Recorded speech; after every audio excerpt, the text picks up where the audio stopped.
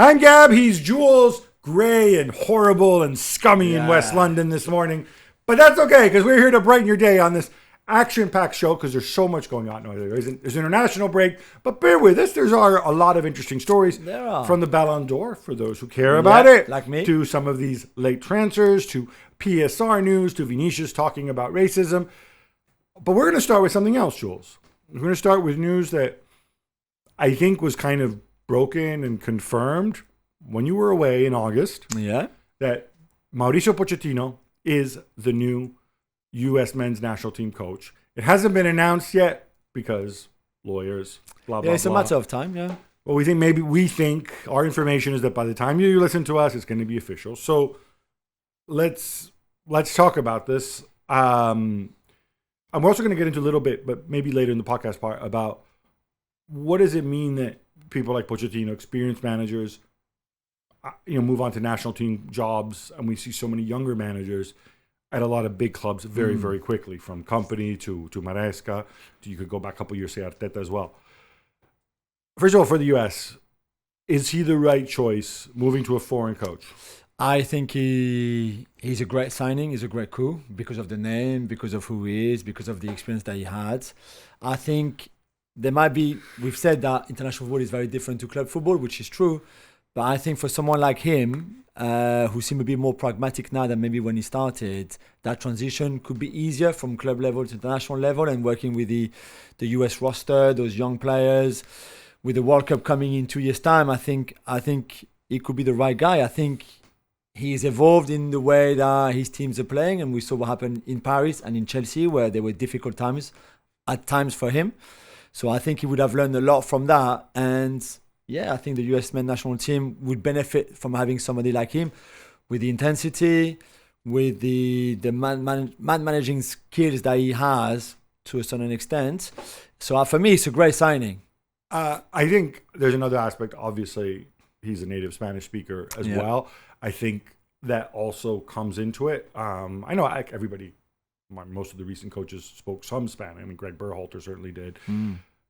But obviously, it's completely different when you have him, albeit with a bit of an Argentine lilt. Yeah. Being able to speak directly to the U.S. sort of fans for whom Spanish is their first language. Yeah. It just absolutely creates a different dimension there. For me, when I look at the Pochettino negatives in the past, they've generally been two things. One is he surrounds himself with people who are very much aligned with him, right? With yes men and his staff. That's been the knock against them, right? And he makes a joke, yes, boss, yes, Somebody comes with an idea from the outside, it becomes a bad idea until he or one of his staff think of it first. That's been a knock. Fair or not fair, that's been a knock against him.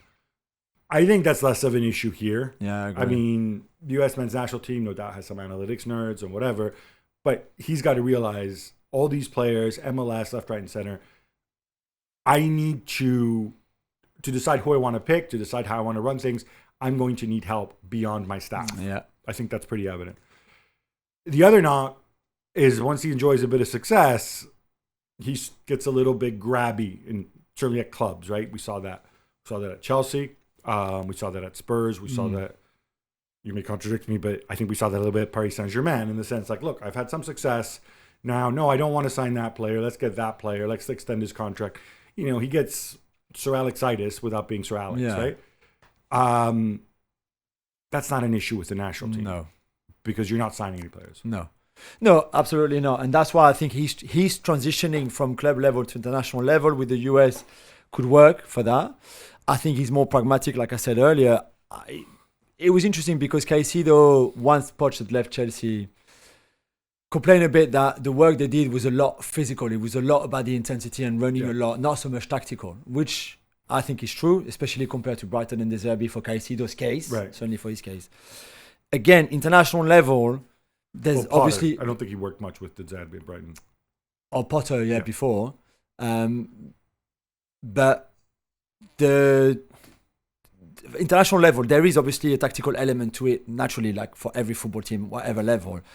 But there's also, obviously, because you don't have much time to work with your players, it's very different to a club level where if you want, you can do tactical stuff on the board every single day for hours and hours and hours and hours. So again, to go back to Poch's case, I don't think that will be an issue here either. You got a limited amount of time. You got to make it count. You got to get your ideas across quickly.